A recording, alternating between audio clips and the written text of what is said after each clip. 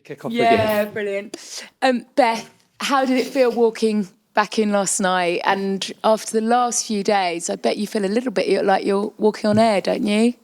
Yeah, I've been smiling like a Cheshire cat since I got here. It's been a year since I was here, so I've worked hard. I've had a lot of tough days in between that time, and I'm just super proud of myself and being able to get back into the fold and hopefully help the team at some point. It's probably quite good that you've taken time to appreciate that and actually given yourself, I guess, a moment to appreciate being back here, because I imagine times when you thought it might not happen, and prospect of putting on that England shirt again is probably even more special, isn't it, than the first time?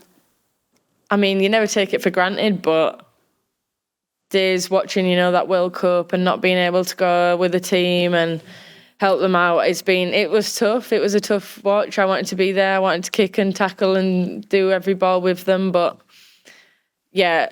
them bad days feel so much better now that I'm here and I'm back on the pitch and I'm doing what I love doing again. And I'm, like I said earlier, I'm very proud of what I've overcome in that time. England need a little bit of your stardust right now, don't they? I mean, how good are you feeling about your game? How confident are you can make an immediate impact back on the international stage? Yeah, I think each game that I've been playing at the moment, I've been feeling more confident, more like myself again. I realised I've still got a left foot sometimes, so that was great. But no, I hope that I can help the team in any way, and I will still do what I've always done on and off a pitch as to the best of my ability, and hopefully I can help during the camp at some point. Away from England, quite a significant day in the women's game today. A brave new world of Nuco kind of awaits. What does that mean to the players? What are your feelings on it? I mean, life might not change tomorrow, but 2, 3, 4 years down the line, it could look entirely different being a professional footballer in this country. Yeah, and I think we want the game to move to a new level. We want to keep pushing it forward, and I think although the FA have done an amazing job over so many years, I think it was time to let go of them stabilisers and let somebody else take over, and I think hopefully in the long run that can help us push the game and the leagues to the next level, and ultimately that's what we want to keep doing. I think, the sky's the limit and we've got to keep pushing it there. I reckon you are too young, but you might have known there was a pretty iconic advert in 1992. Definitely wasn't here then, no. No, Alive and Kicking. Have you ever seen it? Because I can just imagine you and some of your fellow teammates in there recreating that as a new iconic moment in the women's game. I'm sure some of the girls would be well up for that. Mary will be at the front of the list, I'm sure. It's worth a look. And just finally today, in other news, sin binning for dissent. It's been trialled at grassroots. They are going to introduce it in the league. Something that you're a fan of? Have you seen it in action? Have you got any thoughts on it? I actually didn't. I didn't know that. I've only ever known that in the game of rugby. I think there's a lot of respect in the game of rugby. I've never actually thought about that before. It's a very interesting concept. I mean, it's always great to trial it and see if it works. I guess it'll make us hopefully be more respectful on the pitch and with no sin binning for anyone. Well, you're obviously not a prime candidate, but there are probably a few of your teammates over the time that might need to just take a breath. There could be a few, yes. and a little bit. And a captain's only to speak to the referee. Is that something you'd encourage as well? I don't think it's a bad thing. I think sometimes there's a lot of noise on football pitches, so it's not a bad thing. Thanks, Gail. Go to Jay. Beth, welcome back. Thank you. I know when Leah said that she knew she was going to miss out on the World Cup, that she took herself out of the England WhatsApp group and didn't try to engage too much. How much engagement did you have with the England squad whilst you had to watch from home? I spoke to a lot of the girls. I think I would never have let go of the WhatsApp group, so they removed me, to be fair. Which is fair. I, in any way, always want to help the team, and I think sometimes an outside perspective can help, sometimes it can't, but being in and around, the squad for the Euros and knowing how things work, I think it was nice to speak to some of the girls and them to kind of speak to me about things, and then I can speak back, and I like to think whatever I said helped. But I was super proud of the girls throughout the tournament, and I'm very proud to be watching them. Just, wish I could have been there. Did they tell you they were going to take you out of the group, or was it just a brutal culling? Brutal It was David, actually. No, I'm joking. No, just how it is, wasn't there? Obviously, it's about the squad, and I, in any way, like I said, would have helped if I could have done. Playing at Wembley on Friday, these games at Wembley are now becoming a more regular thing, but still not every game there. What does it mean to the players to be stepping out at that stadium every time you get the chance to do it?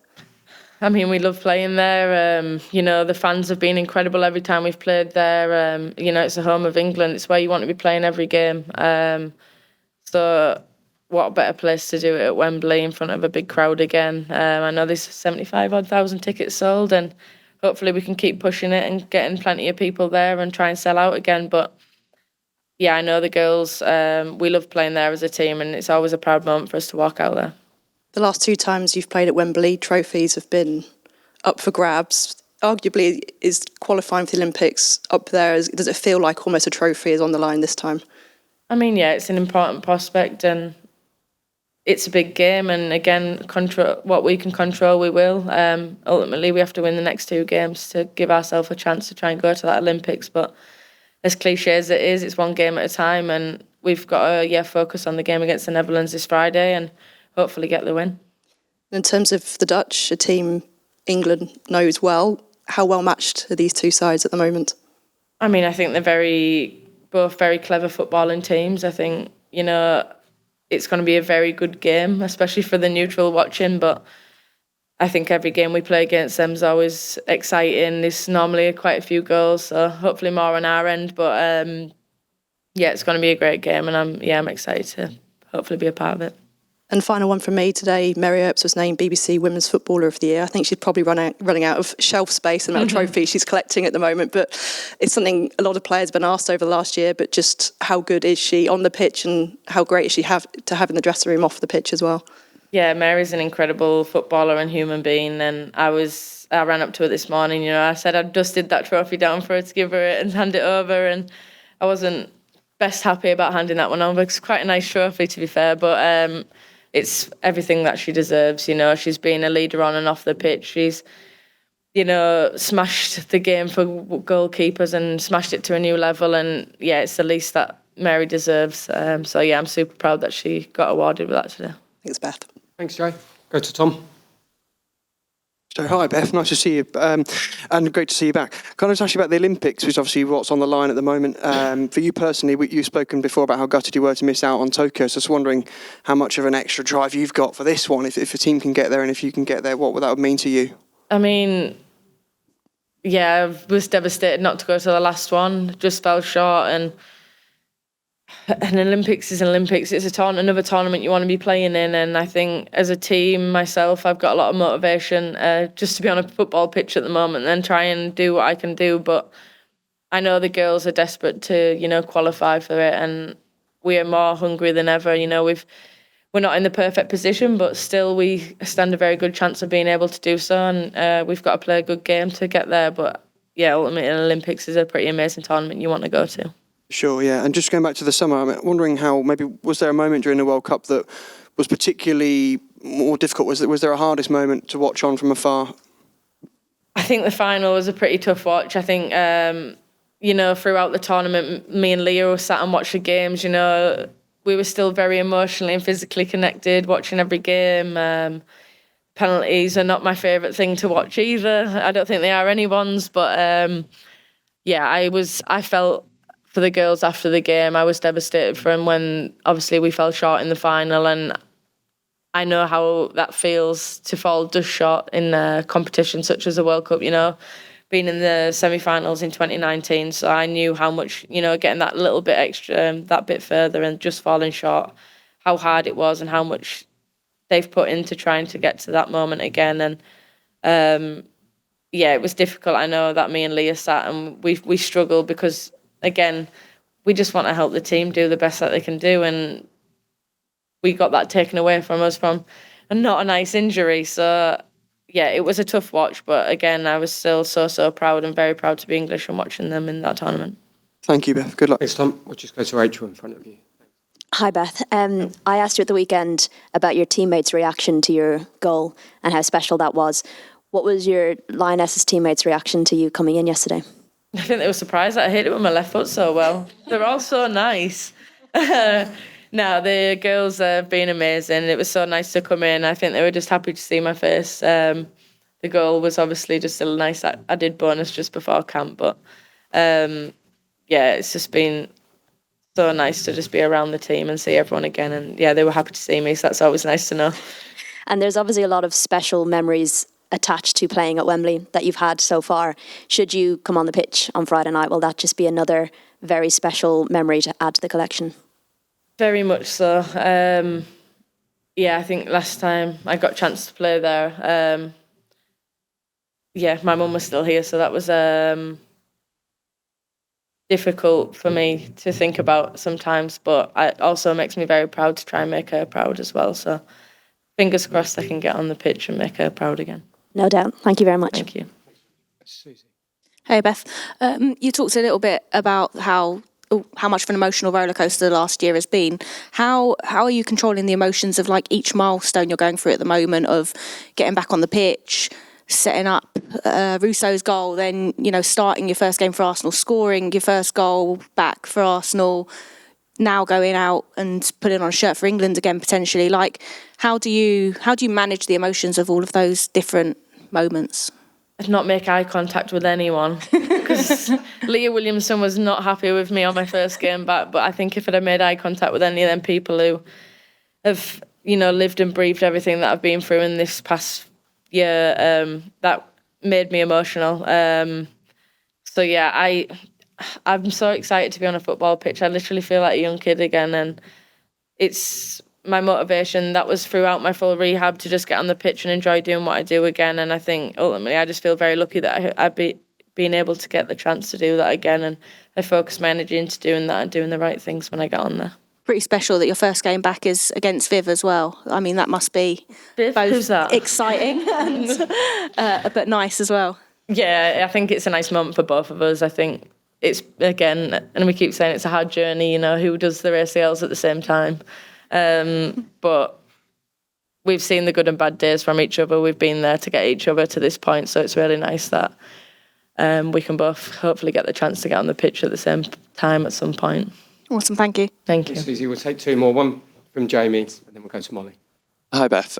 Has Serena spoken to you about what role you're expecting to have over the next week, the next couple of games? Not as of yet. I think it's been a bit busy since coming in. Just got into the rhythm of training again and stuff today. I'm sure we'll have conversations throughout the week, and I'm very happy to take up whatever role that Serena would like to give me. And the competition among wide forwards, wingers, was so strong in the summer. It's even stronger now you're back. How does that excite you about the options that England have?